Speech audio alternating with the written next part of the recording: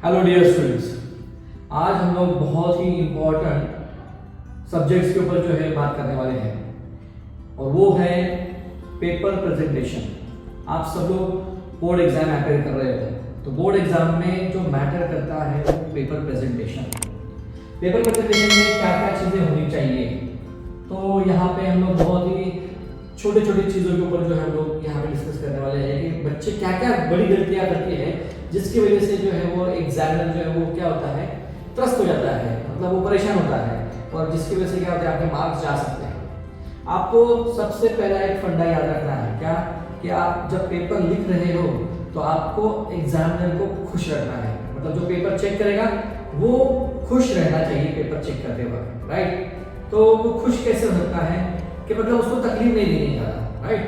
तकलीफ नहीं देनी मतलब क्या है कि उसको जो क्वेश्चंस के आंसर है उसको प्रॉपर जगह पे जो है मिलनी चाहिए, राइट। जैसे कि अगर मम्मी ने अगर कोई चीज़ घर में बोली कि बेटा ये लेके आओ और आप लोग गए और एक सेकंड में आप लेके आए चीज़, तो आप कैसे, आपको भी लगेगा कि भाई मेरे को जल्दी मिल गई और मम्मी को भी खुशी होगी कि फटाक से लेके आए, राइट। तो वैसे ही कोई भी पेपर जब चेक करता है तो उसको उसका आंसर जो है फटाफट मिलना चाहिए, ठीक है। क्योंकि क्या होता है उसके पास क्वेश्चन पेपर होता है और आपका आंसर पेपर होता है, तो क्वेश्चन पेपर में क्वेश्चन देखता है, आपका उसका आंसर वो ढूंढता है, राइट। तो उसको सबसे पहली चीज जो है वो आसान लगनी चाहिए, एंड दैट इज व्हाट कि उसको लगना चाहिए कि यहाँ पे जो है सारे जो है इसने क्वेश्चंस के आंसर जो है वो प्रॉपर सीक्वेंस से लिखे हैं, राइट। मतलब सबसे पहला अपने पास ये जो होना चाहिए कि अपने जो सारे आंसर्स है वो क्या होने चाहिए, सारे सीक्वेंस से होने चाहिए, राइट।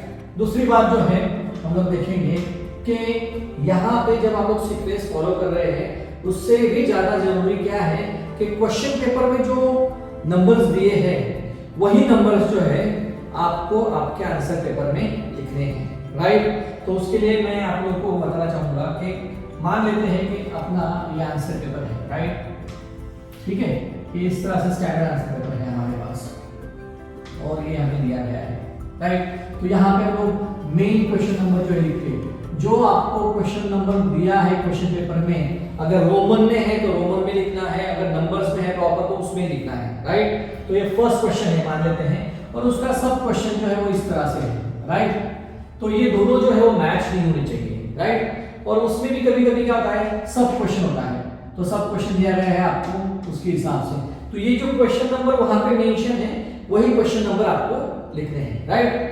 नाउ अगर आप लोगों को ये जो आंसर ये लिखना है तो इसमें आपको क्या करने हैं, पॉइंट्स देने हैं, और पॉइंट्स देते वक्त आपको याद रखना है कि यहाँ पे ये मैच नहीं होना चाहिए कोई भी।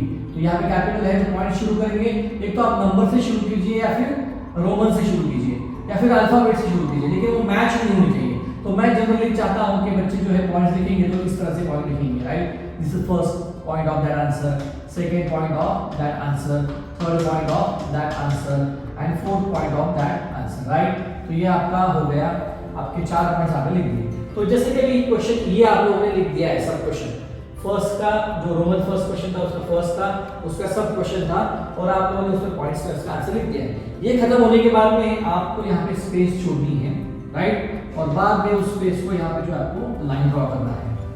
याद रखिए पेपर लिखते वक्त हमेशा ब्लू बॉल पेन का इस्तेमाल करें। कुछ लोग ब्लैक का भी सजेस्ट करते हैं, लेकिन मैं सजेस्ट करूंगा आपको ब्लू बॉल पेन का इस्तेमाल करना है। जेल पेन यूज कर सकते हैं बट वो ऐसा होना चाहिए कि जिसका इंप्रेशन जो है बैक पेज पे नहीं आना चाहिए। तो मैं सजेस्ट करूंगा आपको कि आपको बॉल पेन का इस्तेमाल करना है, राइट। उसके बाद में जैसे ये हो गया, राइट, तो ये जो सीक्वेंस है ये इंपॉर्टेंट है। तो उसके बाद में जैसे कि अभी क्वेश्चन 1 हो गया है, उसके बाद में 2, उसके बाद में आप 3 लिखोगे, 4 लिखोगे, ब्ला ब्ला ब्ला, राइट। इसके बाद में आप लोग जाओगे क्वेश्चन 1 के बाद में 2 के ऊपर जाओगे, 3 के ऊपर जाओगे, 4 के ऊपर जाओगे। व्हाट आई मीन टू से sequence is very important, right. तो पेपर प्रेजेंटेशन का जो पहला पार्ट है वो क्या है, सीक्वेंस। सीक्वेंस में मतलब क्या है, वो क्वेश्चन पेपर जो रहेगा तो सीक्वेंस से प्रिंट रहेगा, बराबर है नहीं। तो क्वेश्चन पेपर अगर सीक्वेंस से प्रिंट हो, क्वेश्चन सीक्वेंस से देखता जाएगा तो उसको सीक्वेंस से आंसर मिल जाएगा तो वो खुश रहेगा, राइट। तो ये खुशी का उसका पहला रीजन है, तो उसको आपको खुश रखना है, राइट। तो अगर हम लोग देखते हैं क्रिटिकल एंगल का, अगर हम लोग को पूछा गया है तो टोटल कलर का मतलब तो उसमें क्रिटिकल एंगल जो होता है वो कौन सा एंगल होता है? It is that angle, okay, for which angle of reflection what is 90 degree. मतलब अगर ये कंसेप्ट ऐसा है जैसे कि ये एंगल ऑफ इंसिडेंस है, डेंसर टू रेडर जा रहा है और ये जो है ये जो है 90 डिग्री है, एंगल ऑफ रिफ्लेक्शन 90 डिग्री। इस टाइप पे जो एंगल ऑफ इंसिडेंस होता है उसको बोलते हैं क्रिटिकल एंगल होता है, राइट। तो उसमें आप लोगों को अगर हम लोगों को पूछा जाए कि what is total internal reflection, right, तो उसमें आपको क्या लिखना है कि this angle of incidence must be greater than critical angle, that means this I should be greater than what IC, तभी जाके तो लाइट जो है वो उसी डेंसिटी मीडियम में आएगा ना, और तब जाके हम लोगों को क्या मिलेगा? टोटल इंटरनल रिफ्लेक्शन मिलेगा, राइट। तो ये जो है angle of incidence must be greater than the critical angle, ऐसा कोई वर्ड आपको मिलता है तो उसको आपको अंडरलाइन करना है। I am physics faculty, that's why मैंने एक एग्जांपल दिया है। तो आपको हर एक आंसर में ऐसे जो ये वर्ड्स कीवर्ड्स होंगे उनको आपको क्या करना है? अंडरलाइन करना है, राइट। तो इससे एक तो पहला आपको सीक्वेंस फॉलो करना है, उसके बाद में आपको कीवर्ड्स को अंडरलाइन करना है, दो आंसर्स के बीच में स्पेस छोड़ना है। ये आप लोग करोगे तो उसको आसानी होती जाएगी, सीक्वेंस से है, राइट, उसके बाद में कीवर्ड्स से फटाफट फटाफट फटाफट चेक करता जाएगा, राइट। तो ये चीज हो गई। दूसरी बात, लास्ट मोमेंट पे आप लोग तो हैंडराइटिंग इंप्रूव नहीं कर पाओगे, बराबर है, लेकिन कम से कम रीडेबल होना चाहिए, राइट। कुछ बच्चों का हैंडराइटिंग ऐसा होता है जैसे कि मतलब इंक के बॉटल से कॉकरोच निकला है और वो इंप्रेशन बना रहा है, राइट, तो वैसा नहीं होना चाहिए, रीडेबल होना चाहिए, मतलब एटलीस्ट वो रीड कर पाए।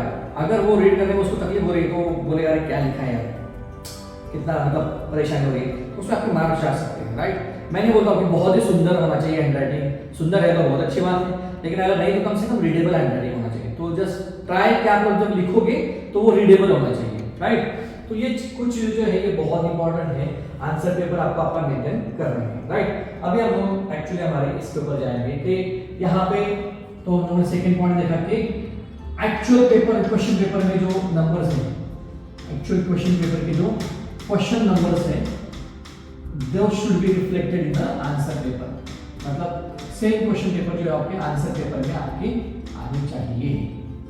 अभी थोड़ा और हम लोग देखेंगे कि ये तो हम लोगों ने सीक्वेंस देखी है, राइट। उसके बाद में जो थर्ड इंपॉर्टेंट पार्ट है कि नीट लेबलिंग जो है, ठीक है, लेबलिंग जो है वो बहुत इंपॉर्टेंट है।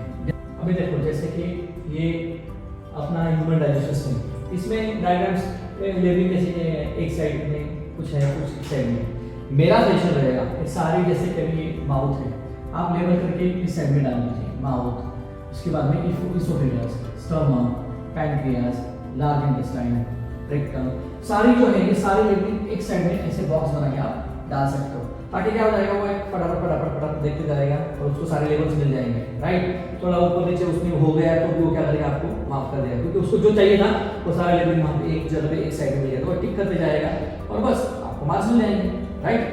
सोशल स्टडीज में आपको लेबलिंग के लिए मैथ्स वाले रहते हैं, ज्योग्राफी में तो उसका लेबलिंग जो है वो भी प्रॉपर होना चाहिए, मतलब ऐसा लिखा हुआ नहीं होना चाहिए, प्रॉपर तरीके से। मान लेते हैं एग्जाम के तौर पे आपको स्टेट्स दिखाने हैं यहाँ पे जो कि नॉर्थ ईस्ट वाले जो स्टेट्स हैं, तो सारे जो है प्रॉपर आप लोग क्या करोगे एक ऐसे निकाल के एक जगह पे ऐसे निकाल के उनको प्रॉपर एक जगह पे जो है लेबलिंग आनी चाहिए, राइट। जैसे कोस्टल रीजन आपको दिखाना होगा, कौन से स्टेट को कोस्टल रीजन है, तो इस तरह से जो है प्रॉपर आप लोग लेबल करेंगे। व्हाट आई मीन टू से कि लेबल्स जो है वो एक जगह पे अगर दिख जाएंगे उसको तो सिर्फ टिक करता जाएगा, मार्क्स देता जाएगा, राइट। तो हम लोगों ने साइंस में देखा, हम लोगों ने सोशल स्टडीज में देखा, और किसमें रहता है तो अपना मैथ्स में अपना ग्राफ्स वो रहता है एक्स एक्सिस वाई एक्सिस, उसके हिसाब से जो है तो लेबलिंग जो है वो इंपॉर्टेंट होनी चाहिए। तो हम लोगों ने ये पॉइंट देखा कि नीट लेबल डालकर, राइट, सबको समझ में आया, ठीक है। अगले पॉइंट पर जाते हैं। अभी जैसे कि लेबलिंग वाला पार्ट तो हो गया, राइट। उसके बाद में आता है कि अगर हमें कोई न्यूमेरिकल पूछा गया है साइंस में, राइट, या फिर मैथ्स में, ठीक है, कोई भी इसमें न्यूमेरिकल पूछा गया है तो उसका हम लोगों को कैलकुलेशन जो है प्रॉपर लिखना चाहिए, फॉर्मूला कैलकुलेशन जो है हमारा जो है प्रॉपर होना चाहिए, कैलकुलेशन या फिर हम लोग क्या बोलते हैं उसको फॉर्मूले जो भी कुछ है वो क्लियर होना चाहिए। फॉर एग्जाम्पल अभी यहाँ पे मान लेते फिजिक्स में जो है जो भी कुछ है डेटा है हम लोग को दिया गया है, राइट, गिवन में हम लोगों ने सारा जो लिख लिया, राइट। अभी हम लोग को फॉर्मूला कौन सा इस्तेमाल करना है तो हम लोग लिखेंगे यहाँ पे कौन सा फॉर्मूला यूज करना है। फॉर एग्जाम्पल हमें लिख करना है इसका फॉर्मूला यहाँ पे v = u + at, राइट। तो यहाँ पे अगर हमें इनिशियल वेलोसिटी जो है वो फाइंड करना है। मान लेते हैं हम लोगों को v दिया गया है, a दिया गया है, t दिया गया है और हम लोग को u फाइंड करना है। तो हम लोग यहाँ पे जो है प्रॉपर स्टेप बाय स्टेप जो है वो लिखेंगे सारा, और जो भी कुछ फाइनल आंसर आएगा राइट u के लिए राइट, तो उसको हम लोग यहाँ पे उसको बॉक्स करके लिखेंगे राइट। और यूनिट देना बिल्कुल भूलना नहीं है, यूनिट नहीं लिखना मतलब इट इज मोर और लाइक अ क्राइम। ओके हाँ, मतलब we don't put unit you will be losing your marks right. तो आपको फाइनल आंसर जो है उसको बॉक्स करना है ओके, और उसको यूनिट अगर है तो डेफिनेटली यूनिट लिखना ही है। सेम आपको मैथ्स में जो एरिया वॉल्यूम्स वाले जो क्वेश्चन होते हैं उसमें भी मीटर स्क्वायर क्यूबिक मीटर जो भी कुछ रहेगा, लेंथ रहेगा, एरिया रहेगा, वॉल्यूम रहेगा, उसको प्रॉपर आपको यूनिट देनी है। यूनिट नहीं लिखेंगे तो आपके मार्क्स बिल्कुल जाएंगे। तो ये चीज़ हो गई इंपॉर्टेंट राइट। अभी हम लोग जैसे कि इंग्लिश और हिंदी राइट, तो लैंग्वेजेस वाला जो पार्ट है ठीक है, तो उस लैंग्वेजेस में जैसे कि इंग्लिश होगा या फिर इंग्लिश या फिर हिंदी राइट, या फिर मराठी, जो भी कुछ आपका लैंग्वेज होगा उसमें आपको प्रॉपर जो चीज़ है वो क्या होनी चाहिए कि जैसे कि वर्ड लिमिट में आपको आंसर लिखना है right. Word limit is very important, मतलब 2 मार्क्स के क्वेश्चन है तो उसको अगर 30 वर्ड्स में एक्सप्रेस करना है तो 30 वर्ड्स में लिखिए। बहुत ज़्यादा लिखने से आपको 4 मार्क्स मिलने वाले नहीं हैं राइट। तो word limit is very important, उतने ही वर्ड्स में आपको जो है वो आपका आंसर जो है वो एक्सप्रेस करना बहुत जरूरी है राइट। उसके बाद में अगर आपको कोई लेटर वगैरह लिखा गया है, लेटर लिखने के लिए बोला गया है, लेटर राइटिंग अगर है राइट, तो लेटर राइटिंग में सबसे इम्पोर्टेंट बात क्या होती है लेटर राइटिंग में, तो लेटर राइटिंग में इम्पोर्टेंट बात होती है कि आपका लेटर का फॉर्मेट किसको आप लिख रहे हो, आपका सब्जेक्ट क्या है, आपका पूरा जो मतलब जो अंदर का पार्ट होता है पूरा उसको क्या लिखना है अच्छे से, उसके बाद किस आपका जो यूर सिंसियरली वाला जो होता है, ये सारी चीज़ जो है ना ये सारे प्रॉपर फॉर्मेट होना चाहिए। मतलब लेटर का फॉर्मेट जो है ये बहुत इंपॉर्टेंट है। तो सब्जेक्ट वाइज हम लोग देख रहे हैं कि इंग्लिश में, हिंदी में जो कॉम्पोजिशन होता है, लेटर राइटिंग होता है, तो वो मतलब कोई आंसर छोटा है बड़ा है, उसका वर्ड लिमिट जो है वो बहुत इंपॉर्टेंट है राइट। तो ये भी चीज़ इंपॉर्टेंट है। अभी हम लोग आगे बढ़ेंगे कि टाइम मैनेजमेंट क्या होनी चाहिए राइट। तो यहाँ पे हम लोग नेक्स्ट पॉइंट पर जाएंगे, that is time management. Paper दिया गया है 3 घंटे की, 3 घंटा अगर हम लोग टाइम दिया गया है तो 3 घंटे में हमारा प्रॉपर जो है पेपर कवर होना चाहिए। इस तरह से पेपर कवर होना चाहिए कि हमें कम से कम लास्ट में अपने पास जो है वो 15 to 20 मिनट्स मिलनी चाहिए। 15 to 20 मिनट्स हमारे पास स्पेयर होनी चाहिए राइट। कोई भी क्वेश्चन अगर आपको नहीं आ रहा है तो उसके ऊपर ज़्यादा टाइम स्पेयर मत कीजिए, छोड़ दीजिए राइट, जगह छोड़ दीजिए। मतलब जैसे कि फर्स्ट क्वेश्चन है, उसके सब क्वेश्चन है, उसमें से आपको मान लेते अटेम्प्ट एनी 3 था आउट ऑफ 5 राइट, तो उसमें से 2 आपको आ रहा है, एक क्वेश्चन में आपको लगता है कि ये लिखो या वो लिखो, तो उसको क्या करिए आप जगह छोड़ दीजिए और सेकंड क्वेश्चन के ऊपर जाइए राइट। तो इस तरह से जो है आपको टाइम मैनेज करना है और पूरा पेपर होने के बाद में फिर आप देखिए कि कुछ आपका लिखने का बचा है क्या। अगर आपने पूरा पेपर अच्छे से अटेम्प्ट कर लिया है राइट, तो उसके बाद में आपको जो लाइंस वगैरह ड्रॉ करनी है, कीवर्ड्स वगैरह है, उसको आपको मैनेज करना है। ये सारा होने के बावजूद अगर आपको टाइम मिलता है तो एक बार रिव्यू कर लीजिए पेपर हमारा कुछ छूट तो नहीं गया है, कोई क्वेश्चन मतलब कभी कभी क्या होता है कि क्वेश्चन पेपर प्रिंट हुआ रहता है तो पिछले पेज के ऊपर कोई क्वेश्चन है वो कभी कभी हम लोग रीड करना भूल जाते हैं राइट। तो मेक श्योर कि you have attempted all the questions okay. तो ये सारे क्वेश्चन अगर आप लोगों ने अटेम्प्ट कर लिए, सारा लिख लिया है, तो आपको एक सुकून मिलेगा। विद इन द टाइम जो है पेपर कंप्लीट होना चाहिए। सो time management is very important. तो ये इंपॉर्टेंट पॉइंट जो है हम लोगों ने डिस्कस किए। क्या क्या डिस्कस किया हम लोगों ने, जैसे कि सीक्वेंस जो है वो प्रॉपर होनी चाहिए ठीक है। उसके बाद में क्वेश्चन नंबर्स जो है जो क्वेश्चन पेपर में वही आपके आंसर पेपर में आने चाहिए राइट। पॉइंट वाइज आपको लिखना है, आपको कीवर्ड्स को जो है अंडरलाइन करना है, 2 आंसर्स के बीच में आपको स्पेस देना है।